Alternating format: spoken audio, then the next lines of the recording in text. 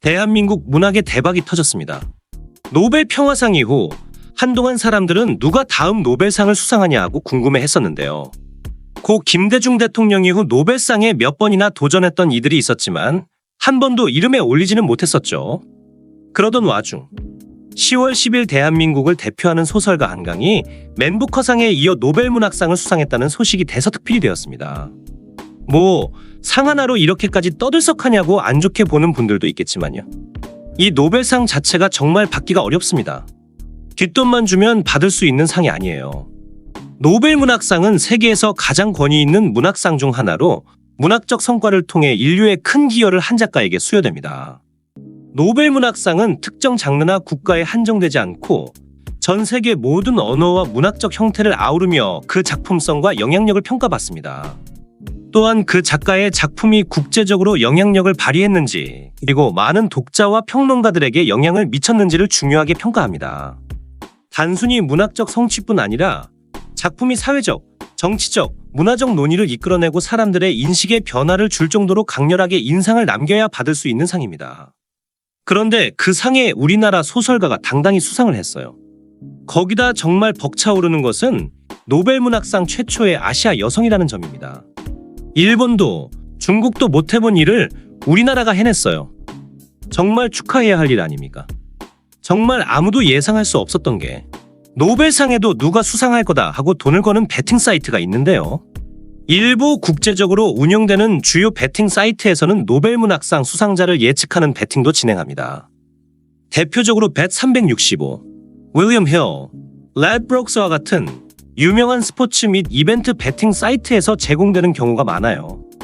베팅은 대개 특정 작가가 수상할 확률을 예측하는 방식으로 이루어지는데 여러 작가들의 이름을 후보로 올리고 각각의 작가에 대한 배당률을 설정합니다. 거기에 한강은 몇 프로인지 아세요? 아예 이름도 안 나옵니다. 그만큼 확률 게임 좀 한다 싶은 사람들도 소설가 한강은 아예 생각지도 못한 사람이에요. 인종과 국가를 넘어 아시아 여자에게 노벨문학상을 수상한 것은 정말이지 파격 그 자체입니다. 그 때문인지 지금 인터넷과 각종 서점은 아수라장이 되었습니다. 교보문고, 알라딘 등 온라인 서적 사이트는 한때 마비가 되기도 했고 인터넷에서는 한강의 노벨문학상을 축하한다는 글로 도배가 되었지요.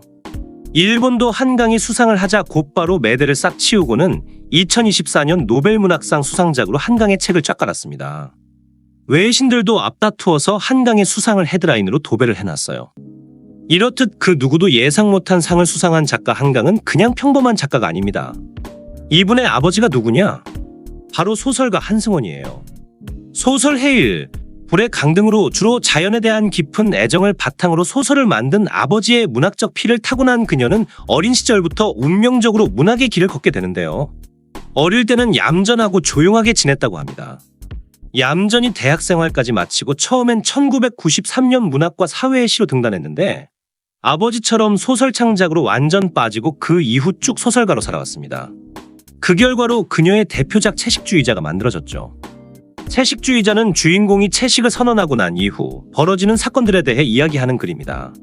세상에서 가장 기괴한 채식 이야기라고 우스갯소리로 불렀는데 내용은 참 충격적이고 소름이 돋습니다. 이 소설로 한강은 맨부커 국제상을 수상하게 되었죠. 그때에도 지금처럼 난리가 났었습니다. 맨부커 상도 어마어마하게 권위 있는 문학상 중 하나입니다. 아무나 못 받아요. 이 상은 영어로 번역된 작품 중 가장 우수한 작품에 수여되는데 한강은 이 상을 받은 첫 번째 한국 작가입니다.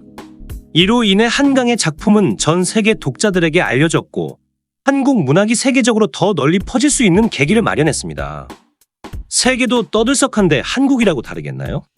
그때도 지금처럼 책이 없어서 못 팔 지경이었습니다. 그런데도 한강은 매체에 얼굴을 드러내지 않고 묵묵히 다음 작품에 매진했습니다. 그리고 곧바로 다음 소설을 내놨죠. 그 소설이 바로 이번에 노벨문학상을 가져다 준 작품 소년이 온다입니다. 이 소설 그냥 읽다가는 멘탈 박살납니다. 왜냐고요? 이건 1980년 광주 민주화 운동 당시의 잔혹한 진실을 적나라하게 다루고 있거든요. 눈물 없이 읽을 수 없다는 말, 이 소설에 딱 맞아요. 이 소설은 그저 사건을 나열하는 것이 아니라 그 아픔을 온몸으로 느끼게 합니다. 주인공 소년의 죽음과 함께 드러나는 참상, 그리고 살아남은 이들의 상처와 고통을 묘사하는데 여러분 이거 정말 충격적입니다.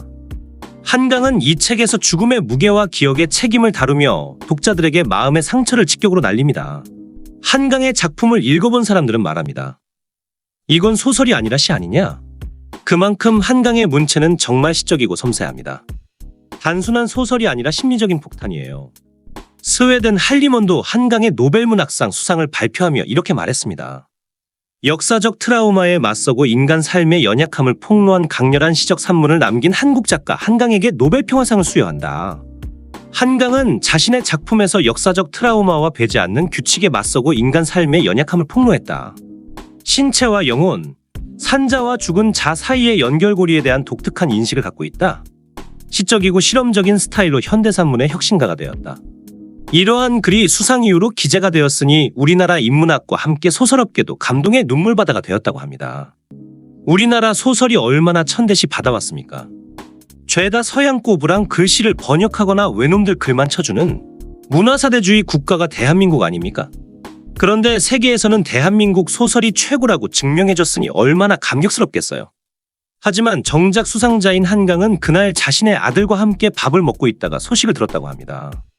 여유라는 것이 이런 건지 처음 알았네요. 한강의 노벨문학상 수상은 한국 문학의 새로운 시대를 열었습니다. 그녀는 소년이 온다를 통해 전 세계 독자들에게 광주의 아픔을 알렸고 동시에 한국의 문학적 힘을 증명했습니다. 앞으로 한강이 써내려갈 이야기들이 더 기대되지 않나요? 이 놀라운 작가, 이제는 더 이상 국내에 머물지 않습니다. 세계가 주목하는 한국의 목소리가 된 한강. 여러분, 이 기회 놓치지 마세요. 지금이라도 한강 작가의 작품을 꼭 읽어보세요. 이번 이야기는 재미있으셨나요?